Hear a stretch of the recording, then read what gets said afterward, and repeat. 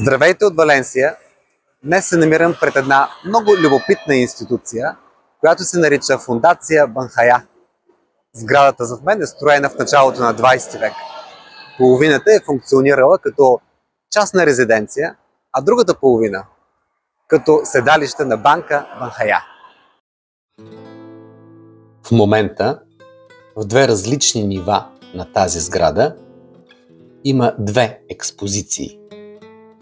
Едната, посветена на Пикасо, и една от неговите дами на сърцето, Жаклин, а другата изложба е с блестящи творби на Хоакин Сорола.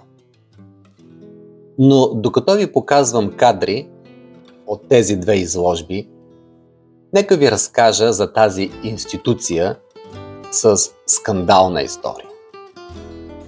Всеки, който е проследявал испанските финансови кризи и корупционни скандали, би намерил името Банхая за много познато.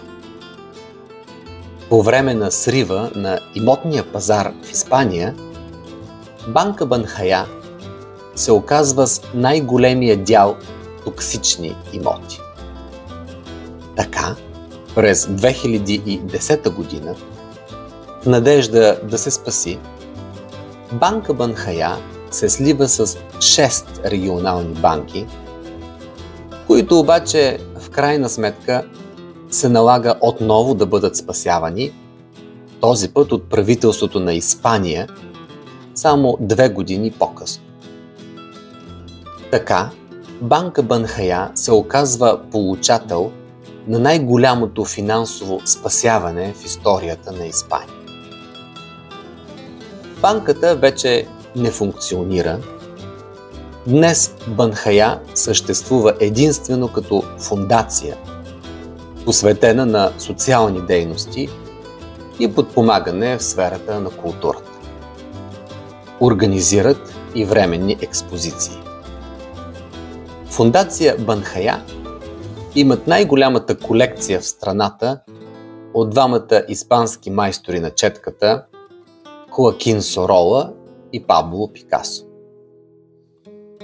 Има къща-музей на Хоакин Сорола в Мадрид, откъдето имаме епизод по-рано в нашия сериал, но в момента този музей е затворен за продължителна реставрация, така че единствено тук може да се разгледат на едно място повече работи от слънчевите платна на Хоакин Сорола.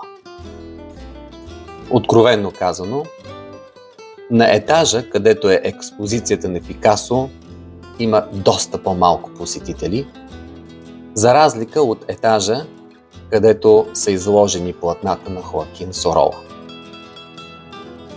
Там е истинско стълпотворение.